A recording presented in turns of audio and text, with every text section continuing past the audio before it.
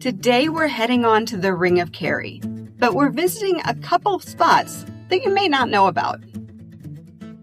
Hi, welcome back to the Traveling in Ireland podcast. Today we are heading down to County Kerry, the Kingdom of Kerry, and we are talking whiskey in I don't know how to say it, kind of a central area that is going to be well known to all of you. So County Kerry draws visitors for a myriad of reasons. There's the dramatic coast, the amazing national park, golf. And the last time my guest, Neil Saad, joined me on the podcast, which was back in episode 245, he pulled back the curtain on the lesser known spots in County Kerry. Well, today he is back and we are visiting the most popular spot in the country, the Ring of Kerry. But we are taking a little bit different angle of exploration. So Neil, thank you for joining me again. I am excited to kind of give this alternate Ring of Kerry, I guess, maybe something to add to your exploration. So thanks for joining me. Yeah, thanks for having me, Jody. It's a pleasure being back on your podcast. It's actually nearly a year since we were talking about lovely North Kerry and Tralee, and I'm quite happy to have a look at a different spot, and especially having a look at a spot from a different angle. It's probably an angle that most people haven't looked at the Ring of Kerry yet. Very true. You find when people do the Ring of Kerry, they are very focused on those amazing views, and rightly so. I mean, it's a stunning spot to get out and explore. And if you can take more than a day to do it, that's absolutely ideal because it's a long route. But what we're talking about today is Kerry kind of as a destination for drink tourism. And we're going to highlight the Ring of Kerry. So before we get into that, can you talk a little bit about drink tourism? What does that mean if people are hearing that term for the first time?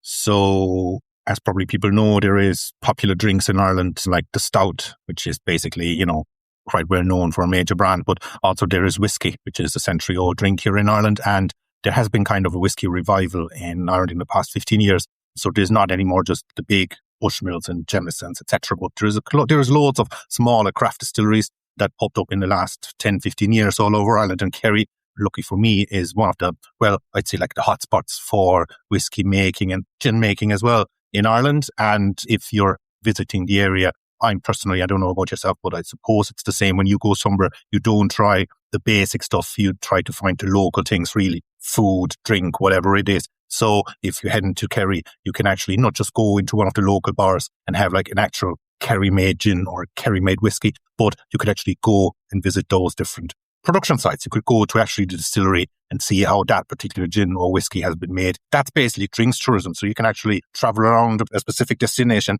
and you can have a look at not just enjoying the product, but also see how it's made and who are actually the people behind the small brands. Because it's a difference, obviously, if you're visiting a small kind of craft distillery or if you go to a big major kind of place like Middleton Distillery in Cork or Bushmills. So you have loads of options here in Kerry. And as you were saying earlier, today we will focus on that's what's available as you're traveling along the Ring of Kerry. Right. I'm just going to detour us back just a little bit to give a little more information because you mentioned the stout and the whiskey. But there's also cideries that are really nice in Ireland, as well as there are at least 2 or 3 places that make mead. So their drinks tourism is beyond whiskey and stout, but we are focusing on whiskey today on the Ring of Kerry. So for those who are planning their trip to Ireland, let's just give an overview of the Ring of Kerry before we go into the whiskey. Could you do that? Yes, of course. So I believe the Ring of Kerry area, most people start the Ring of Kerry from Killarney. So Killarney National Park and Ring of Kerry is, I believe, the most popular tourist destination outside Dublin. So most people that come to Ireland, they will stop in Killarney or do a tour of the Ring of Kerry at some point during their stay. So it's a very, very popular destination. It's in Southwest Ireland. County Kerry is, as you earlier were saying, like it's the kingdom. It's obviously the best place in Ireland. And the Ring of Kerry is, if you're looking at Kerry, it's basically 3 peninsulas. And the Ring of Kerry one, that's the one in the middle, the larger one. The Ring of Kerry is a bit less than 200 kilometers long. And as you were saying, you could drive around in a day have a few spots. But if you're really looking into like local different attractions, and if you really want to explore something that is a bit more than just a stop for a picture or something, then you should definitely take your time and stay for at least 2 days, even longer if you want. It's one of those places it's kind of like a broken record when I say this and tell people to slow down, but it really is one of those places where you could spend your entire vacation in that southern part of County Kerry, feel like you had a full getaway, and you've experienced pretty much everything Ireland has to offer in that one little spot. You're 100% correct. You could definitely, especially if you're looking at not just driving around, but if you want to stay somewhere and do a boat trip, which would obviously cost you half a day or something like that, or if you want to do a mountain walk or something like that, or if you were saying there's places that you can go and experience what people are producing there or making there, it takes a while. So if you just, travel around, have a spot here and there, take a picture of a lovely beach or a nice countryside, and then you might miss something. So taking your time, slowing down, it's always a great recommendation. You might miss something. That's the understatement of the year, I think, with Ireland. You might miss something. You're going to miss something no matter what. Oh, yeah, you will miss something. When you're ready to start planning your own explorations of the kingdom of County Kerry, I want to remind you that I have a County Kerry travel guide on my website. All you need to do is visit IrelandFamilyVacations.com/explore, EXPLORE, and just click the County of Kerry. On there, you're going to find my top 5 recommendations, some great tours you can take, as well as recommendations for accommodations and some transportation tips. So again, visit IrelandFamilyVacations.com/explore and click County Kerry. So let's slow down a little bit on the Ring of Kerry and talk about these distilleries that people will find out there. Maybe a little bit about, where they are, kind of where they fall. Let's assume that people are doing the Ring of Kerry in the anti-clockwise route, which is recommended. So yeah, anti-clockwise, you're going like Killarney to Killorglin and then down and then finishing up in Kinmare before you come back through the mountains. So let's assume they're going that route, and take us through these distilleries. Tell us about them, what makes them special, and just give us all the information we need. Just to give a brief overview about like whiskey making in Kerry, there is 4 whiskey makers in County Kerry. 3 of them are open for visitors. 2 of them are on the Ring of Kerry. So the third one that is open for visitors, that's Dingle Distillery on the Northern Peninsula. So we skip that for today, just focusing on the Ring of Kerry. We're talking about 3 whiskey makers. One of them is something that you can explore the products in a pub or with a tasting with us, but you can't visit them. But the other 2 that are open for tours, that's a distillery called Skellig 618 Distillery. They're based in Cahersiveen, which is roughly about an hour away from Killarney. And the second place, which is not a distillery, but what we call an independent bottler, and they have plans on building a micro distillery in the next couple of years. That is Portmagee whiskey. Portmagee whiskey is, they're based in Portmagee, small village, about 15 minutes away from Cahersiveen. So they're technically neighbours if you want. So when you're travelling on the Ring of Kerry anti-clockwise, it takes you about an hour for the first stop to enjoy some whiskey or to at least learn about production of whiskey and gin. That's another thing that they do in Cahersiveen. And once you're done there, you can head on. And then 20 minutes later, you will be sitting in Portmagee and you can learn even more about whiskey. But the really important part about this is it's not just really like a drinking experience. So when we're talking about drink tourism and all that, you don't have to get that image in your head that is about, I sit somewhere and I have shot after shot, or I drink and then I can't drive or whatever. It's really more about like experience. And I was saying earlier, it's saw some craft distilleries or craft producers, and there is just people behind them and they tell their stories. Actually, they tell you the story. Why are they there? What are they doing? Why are they making it in that particular place? Because especially when you're looking at Southwest Kerry, the Ring of Kerry, we're talking rural Ireland, right? There is no like big motorways or something like that. So having a production side that needs supplies, etc., that needs staff, obviously, in an area where there is no big roads and there is not many people living, that's a challenge. So why would you set up your business that is depending on those things, particularly in these areas, right? So you learn about these things, and then it's all about like heritage and history, which is also other things that you can learn as you go in each of those places. So maybe we can have a look at those 2 in more detail. Yeah, we obviously don't want you to spoil it all in case people are going to visit, but what is it about them? What can people expect on a visit? And tell us kind of those things. We imagine we stop in Cahersiveen first. So as you're passing through Cahersiveen, you're literally leaving the village.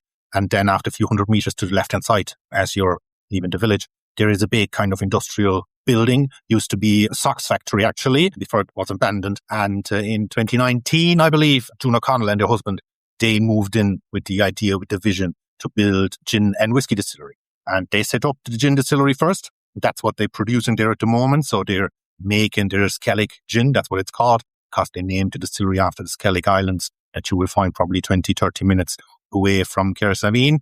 So they named it Skellig 618 Distillery and started making gin in 2019. But also they released 2 whiskey expressions so far. That whiskey has not been distilled in Cahersiveen yet because, as probably people who are into whiskey know, it's quite tough. Yeah, what is a whiskey expression? What does that mean? Basically a bottling.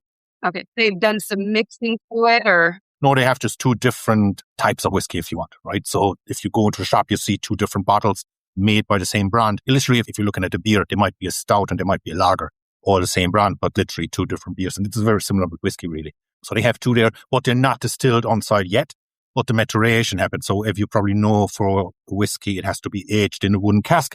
And that all happens in Cahersiveen, already given the whiskey the lovely kind of influence from the South Kerry climate, right? So when you go there, you will learn obviously a lot about Cahersiveen, June O'Connell, why she started Skellig 618 Distillery, where the name is coming from, what's the reference, etc., etc. But you get a full tour of a working gin distillery. So as you go through the tour, they tell you everything about like how is gin made, what is gin actually, how do the botanicals and the flavors get into the spirit, etc., etc. They will show you actually the production site, so you can see the pot still where the gin distillate is running through and comes out at the end as the final distillate. They talk you obviously through all the different processes involved. And they do the same with whiskey. Even though there is no whiskey distillery at the moment, they show you actually how does it work, what's the raw materials, all the ingredients, what's the different steps of production, and how do you turn all these things into a lovely whiskey at the end, what happens in Cahersiveen. And especially they also explain to you what happens not there yet, but what is the plan for the future to get that going. So you get a nice kind of full immersive overview of production, but they also give you lovely insights into their story and the place and the people behind. So this is actually quite nice. Definitely a recommendation for a nice tour that is not too technical. So even if you're not a big like geek or something, you don't have to be a geek, to stop there and say, all right, I go in there now and I will. It's quite interesting and it's entertaining and informative. So it's a great stop, definitely. And you can pick if you want to try the gins at the end or the whiskies or both. There's, I believe, on the website, you can book 3 different tours, and the tour itself is always the same, but what you sample at the end, that's what you pick before. So you say, okay, I want to learn about that, but at the end, I don't care about whiskey. I just want to drink the gin, or vice versa, So that's what they do in there. I have a gin question. So I've never been a gin drinker. And I mentioned something about gin to my husband once, and he said, I don't like the evergreen taste. But I've noticed in Ireland that it's more botanical. Is that right? Does gin have to have one flavor, or does it all depend on, I don't know, give me like a primer on gin. It's interesting. It's interesting what you're saying. So obviously, most people probably that know me know that my business is we do whiskey tastings and gin tastings. So means we explain actually, when we do a gin tasting, we explain actually exactly that. And we show people that gin is not just gin, but there's actually massive differences in the flavor profile of the gin, which most people don't know, right? Because even regular gin drinkers, when they say I'm a gin drinker, what they mean actually is I'm a gin and tonic drinker, right? But after the tonic water, that masks loads of the flavors that come from individual botanicals. So no, actually gin, if you compare them without anything in it, you will see massive differences in the flavors. And that obviously come from botanicals. I always say when you're a distillery, you're like a cook. And depending on what ingredients, what spices you use for your dish, you end up with a different meal. And it's the same with making gin, depending on what botanicals you use and how much you use, you create a different flavor profile. And makes every gin different. So what I'm hearing is even if you think you don't like gin, you should check it out because you might like gin. You just might not like the gin that you've been given in the past. Absolutely. And even if you don't like it at the end, because still gin on its own can be a bit strong, especially when you're not used to drink high, very potent spirits. But still you will have the experience, the sensual experience to see the differences in the flavor profile, which is a nice experience just on its own. You might walk away and think, all right, I got the experience, but I won't be a big gin drinker. But it was interesting to actually look. Still not a gin drinker. No, sure, but you might say, look, but it was actually interesting to learn about that because I didn't know. Like you were saying, isn't gin? No, it's not. And to have that actual experience, that can be something for its own, yeah. Alcohol is not my area of expertise, so sometimes I need these things explained. Okay, so once you're done at Skellig 618, then you're back on the road and you're actually getting off the main Ring of Kerry to go to Portmagee. You're getting onto a smaller ring that is called the Skellig Ring. And the best thing about the Skellig Ring is that there are no tour buses down there. Well, it's a good thing if you're traveling on it. It's not a good thing when you're having a tourist attraction on that side of thing, right? So looking at Portmagee, for instance, obviously they would love to have a tour bus visiting them, just for commercial side of things. Oh my gosh. Like they would block the one road. Oh yeah, clearly would. But you're absolutely right. So once you're leaving Cahersiveen and you're heading on further west, it takes probably 2-3 minutes, and then the main Ring of Kerry road that goes south, right? And once it does, there is a smaller road that goes further west. And that's then the moment when you're actually heading on to as you were saying, the Skellig Ring, the smaller add-on, if you want, to the main Ring of Kerry, which brings you further west to what is called the Skellig Coast, basically. Because when you follow that ring, obviously there's a large stretch of road where you're actually just following the coastline, and what you can see in the distance in the Atlantic Ocean, that's the Skellig Michael Island and the smaller Skellig Island. So this is why they call it the Skellig Coast and the Skellig Ring. Portmagee is probably, well, I'd say about 10 minutes after you left the main road, you will arrive in Portmagee, which is a very small fishing village, and it's located across the bay from Valentia Island. It's the only spot where you can actually drive onto Valentia Island without having to take a ferry, because there's a bridge connecting the mainland in Portmagee with Valentia Island. So there's a small harbour there as well. And there's Portmagee whiskey. So when you want to explore not just whiskey, but also when you want to learn everything you need to know about Portmagee, then Portmagee whiskey, that's the spot to go in Portmagee. They are probably 5-10 minutes walk outside the town centre. They are on a small hillside called Barracks Hill. What they have there is they have 3 kind of big bubble dome structures. Not sure if everybody knows what I mean. It's like big dome structures, really, and you can walk into them. And those structures, they are there for their purpose is they're basically a heritage centre. So you can book different tours, whiskey-related tours, but also just heritage tours, really. So you're walking into the domes and you get like a museum heritage experience where you learn everything about the history of Portmagee as a fishing village. You learn the origins of Portmagee, where the name comes from, which is a fascinating story. I tell that in every whiskey tasting, where the name Portmagee comes from. And it's usually the most favourite story within the tasting. So even if people don't enjoy any of the whiskies, they say, but the story of Portmagee and the name, that was fantastic. So it's just like a very, very lovely experience. And it's delivered actually by 2 true Portmagee guys, because behind the company you have 2 brothers, John and James Murphy. And John and James, they are originally from Portmagee. Their parents came from Portmagee. The grandfather was from Portmagee, who initially owned that hillside, really, where they are starting to build their enterprise on. So you learn about all these things. And they also have a second dome. They used to have the second dome there, and that's a bigger one. When you go in there, it's actually in the middle of the dome, you find a rowing boat, a big one. It's got a seine boat, which is a traditional rowing boat in Portmagee. And once you're sitting in the boat, everything around you goes black.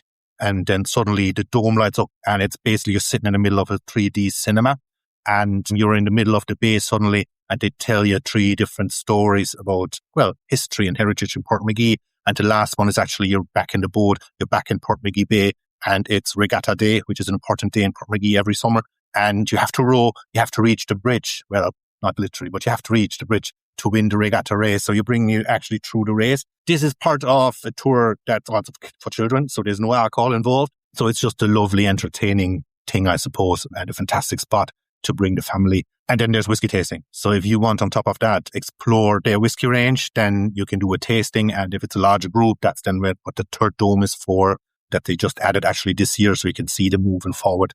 And the plan there is, at the moment, I was saying they're independent bottlers, so they have their own whiskies that are made for them, but they're not distilled by them, and because there's no distillery on site. But they want to build a small micro distillery on site in the former barracks building. This is why the place is called Barracks Hill. So they built that to that former building, and will hopefully have the distillery up and running in next years. They're doing great work there every year for the last couple of years since I know them, and it's just 2 very enthusiastic, fantastic guys who love to tell the local story, make great whiskey, and connect all of that. And that's just a very great experience to have.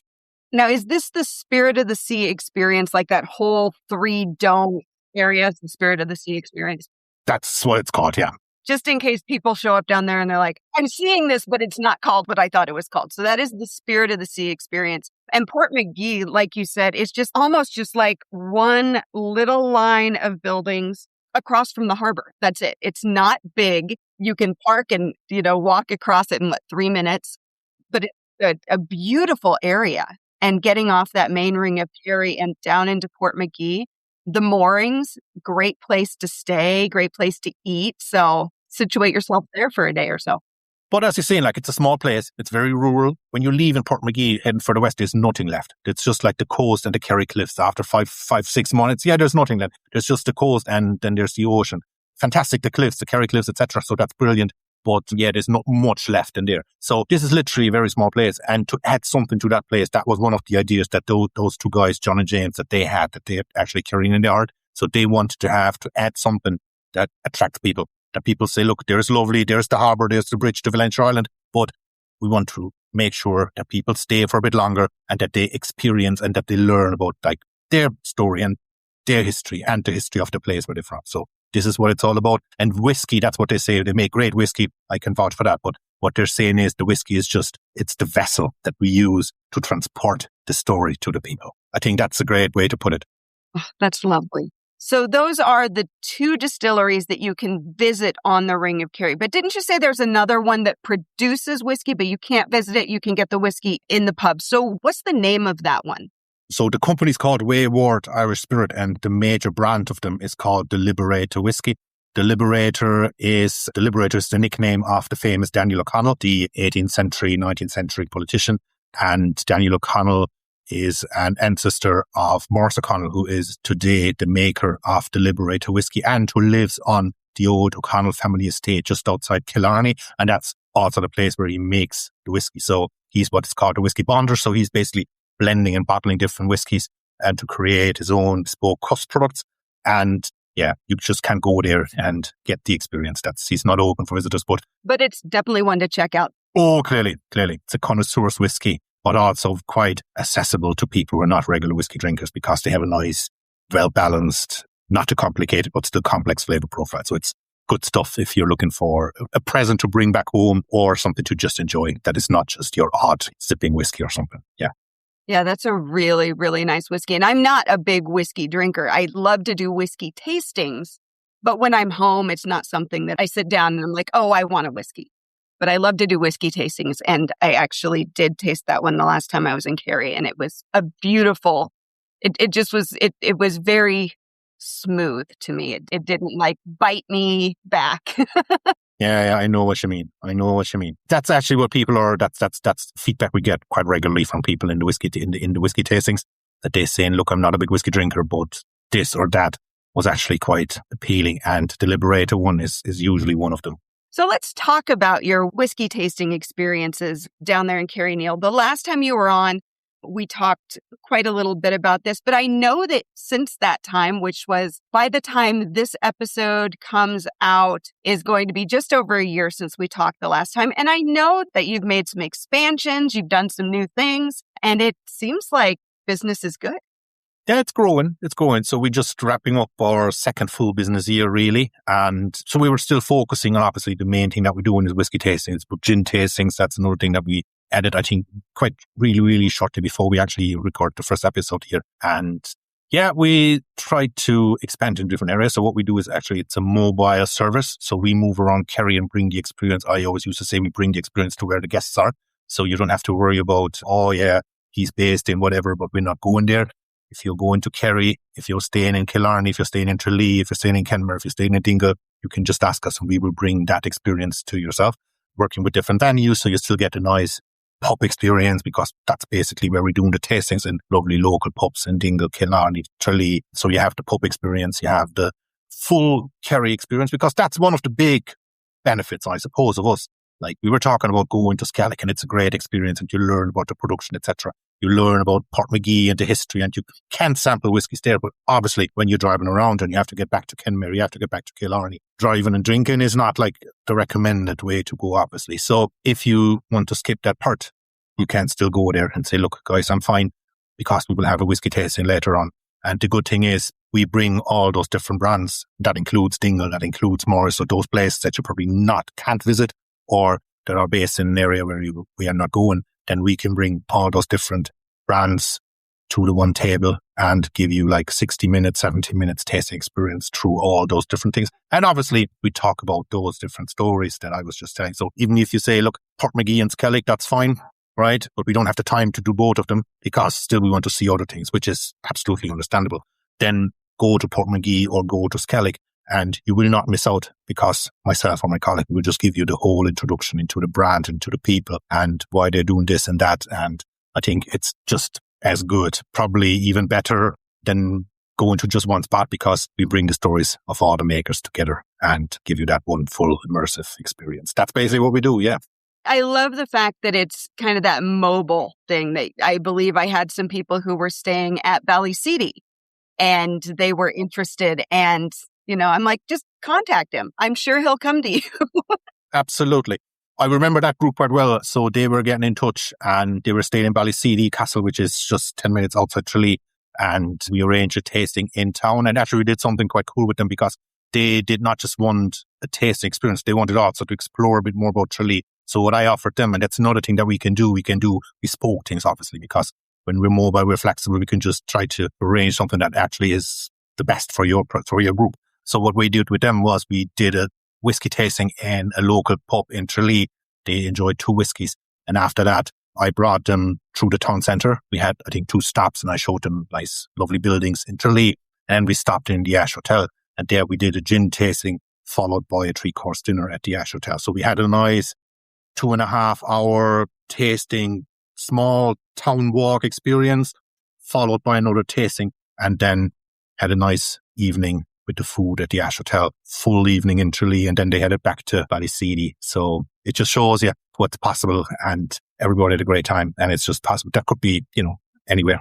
We could try this wherever you're staying. I love that. I love the flexibility and really the way that you spend time with the group and say, what is it that you are, what do you want? What are you hoping to get? And things like that. And I love that can be done. So, Neil, where can people find out more about you, your website, your socials, things like that? I know that you used to do, I don't want to say public tastings, but you would say, hey, we're going to be here on this night and you can book your tickets. Do you still do that? We don't do that. We stopped that. We did that in the first summer, because that was a way to get the message out there. We did walk-ins. We were in Dingle, Foxy Jones pub twice a week for walk-ins. So you could book us for that particular day. But we focus now fully on private tours. So if you want to do a tasting, and it doesn't matter what your groups are. So some people might say, oh yeah, but just the 2 of us. That doesn't matter. It's just 2 is the minimum number, and there's any size of group that we will work with. So just send us a message. Where would you like to do something? When are you around? And we will then figure it out from there. So it's no problem at all. So we stopped that and focus now on private. So website, socials, where can people? Yeah, website. So the easiest way is go on a website, which is kingdomwhiskey.com. And social medias is Instagram and Facebook.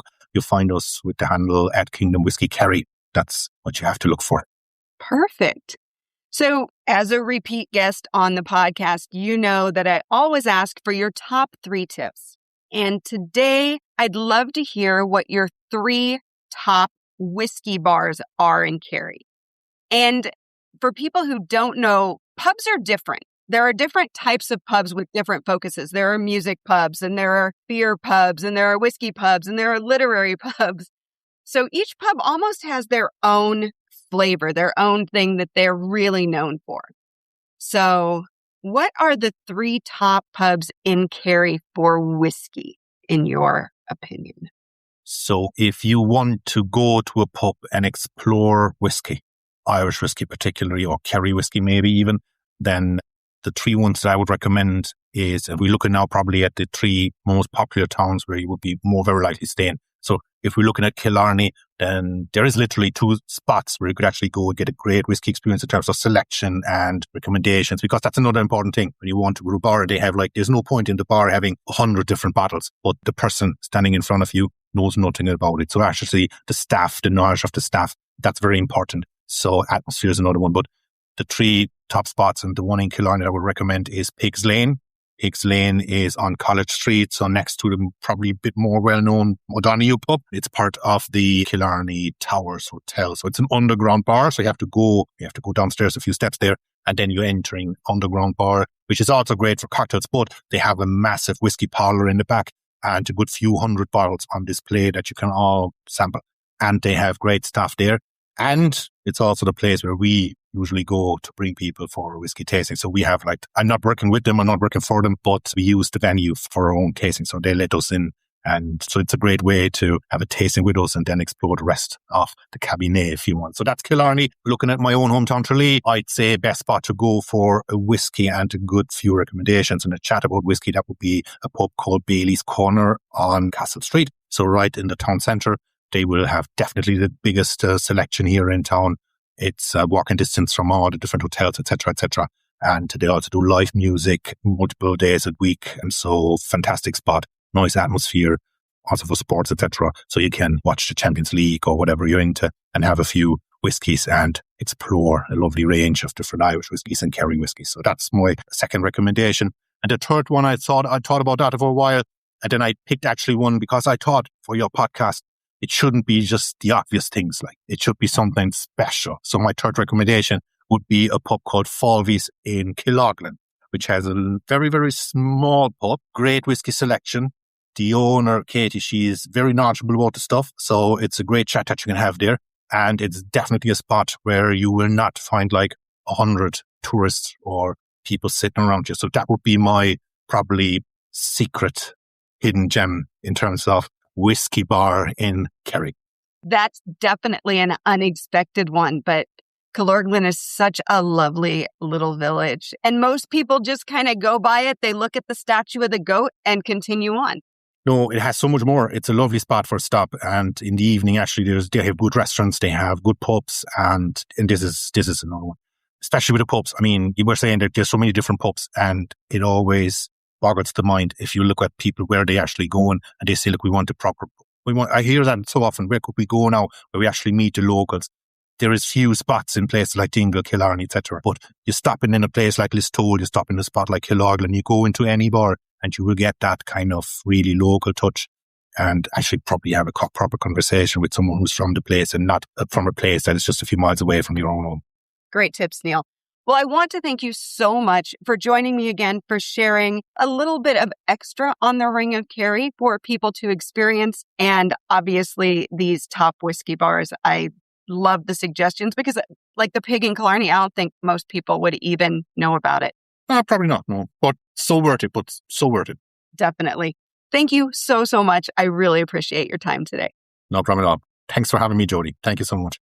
If you have Killarney or the Ring of Kerry on your itinerary, I hope this has given you a few ideas for some additions to your trip. Whether you stop at these distilleries, you meet Neil for a tasting, or just pop into one of these fabulous pubs that he has shared. If you enjoyed this podcast, please leave a 5-star review at Apple Podcasts, Amazon Music, Spotify, or wherever you listen to podcasts. If you can't leave a review on your podcast app, you can visit Trustpilot at IrelandFamilyVacations.com/trust and just say something nice. I would really appreciate it. If you have questions or comments on this episode, you can always email me, Jody, Jody, at IrelandFamilyVacations.com. As always, thank you so much for listening.